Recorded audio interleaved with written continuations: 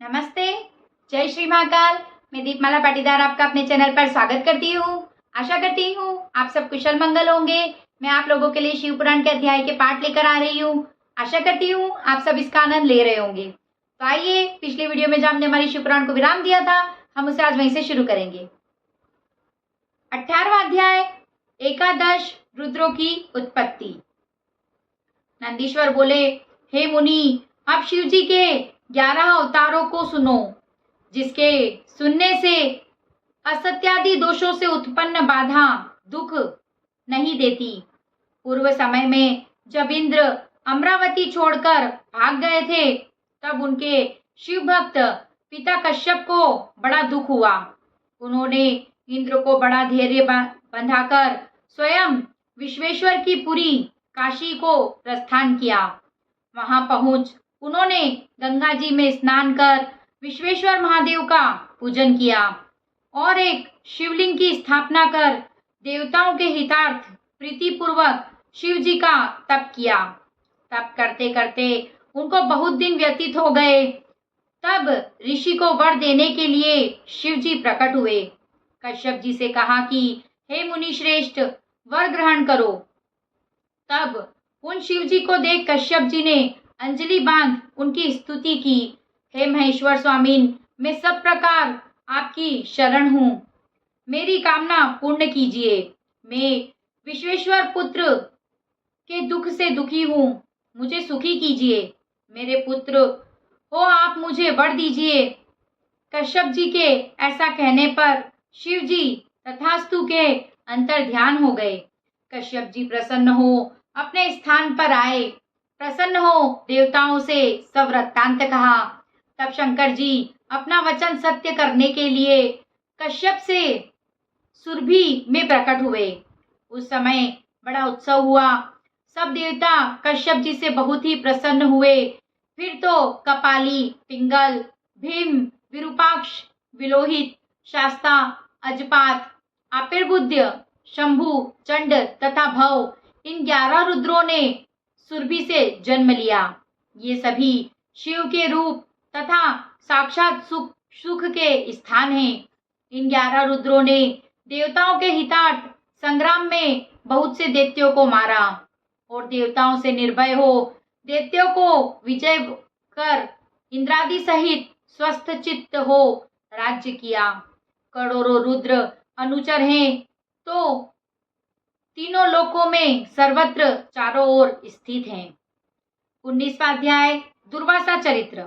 नंदीश्वर बोले, हे मुने, परम तपस्वी महर्षि अत्रि, जो अनुसुईया के पति थे, उन्होंने ब्रह्मा जी की आज्ञा से पुत्री की इच्छावश स्त्री सहित जब ऋग्य नामक पर्वत पर जाकर विंध्याचल के समीप नदी के तट पर स्थित होकर ईश्वर की प्रसन्नता के लिए घोर तप किया, तो उनके सिर से बड़ी तीक्ष्ण अग्नि की ज्वाला प्रकट हुई।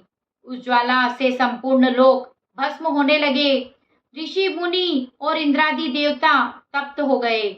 तब इंद्र को साथ ले सब देवता ब्रह्मा जी के पास गए, अपना दुख निवेदन किया।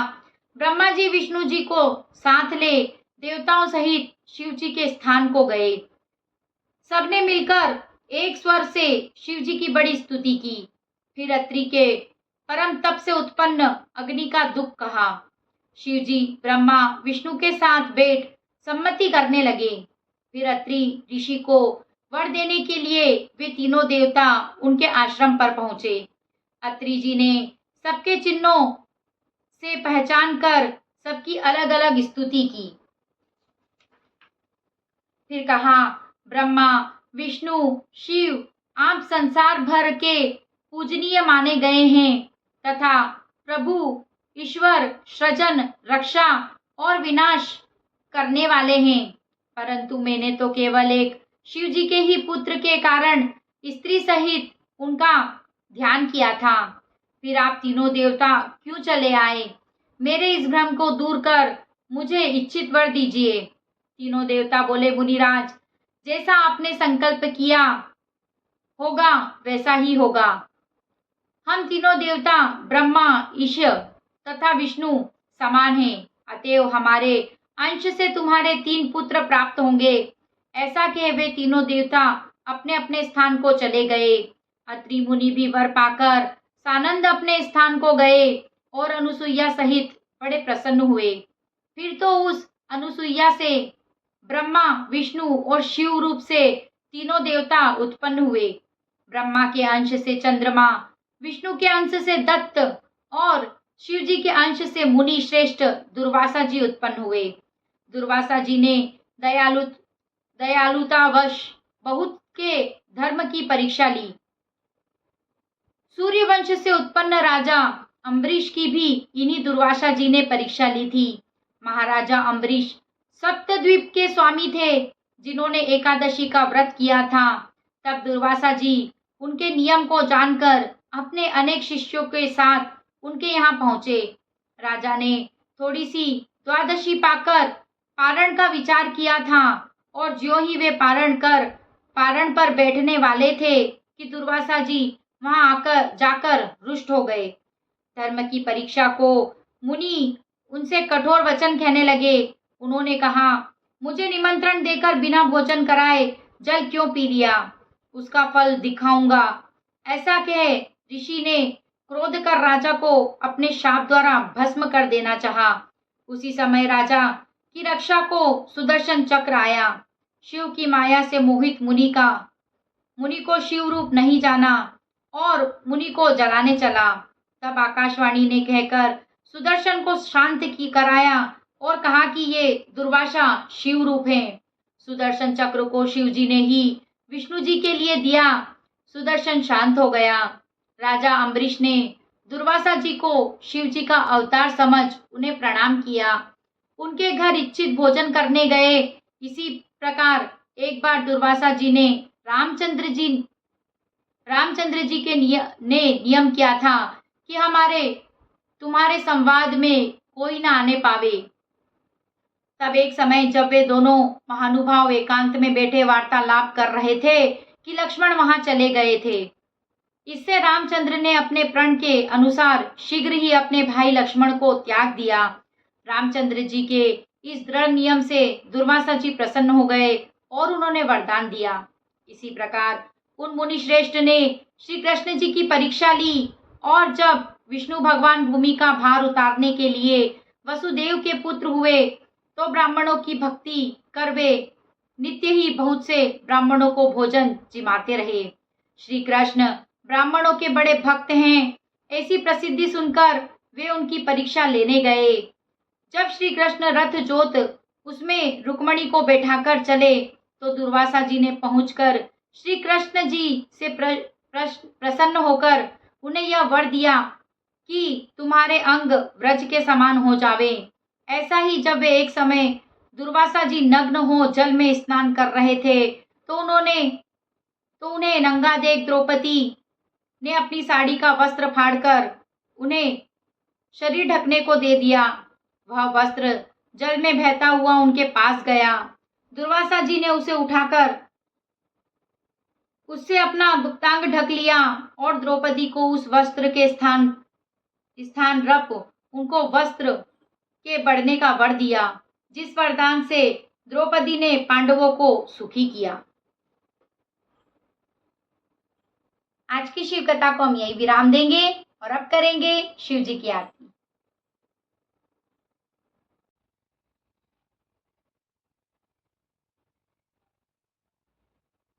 ओम जय शिव ओमकारा, प्रभु हर शिव ओमकारा, ब्रह्मा विष्णु सदा शिव, ब्रह्मा विष्णु सदा शिव, अर्धांगी धारा। ओम जय शिव ओमकारा, एकानन चतुरानन, पांचानन राजे, शिव पांचानन राजे, हंसानन गरुड़ासन, हंसानन गरुड़ासन, विश्वाहन साजे। ओम जय शिव ओमकारा, दो भुज चार चतुर भुज, दश भुज से सोहे, शिव दश भुज से सोहे, तीनों रूप निरखता, शिव जी का रूप निरखता, त्रिभुवन मन मोहे। ओम जय शिव ओंकारा।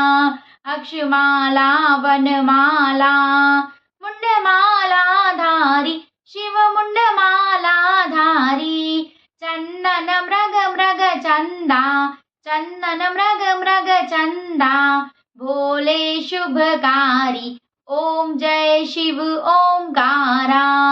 श्वेतांबर पीतांबर बाघंबरी अंगे शिव बाघंबरी अंगे। ब्रह्मादिक सनकादिक सनकादिक ब्रह्मादिक प्रेतादिक संगे। ओम जय शिव ओंकारा।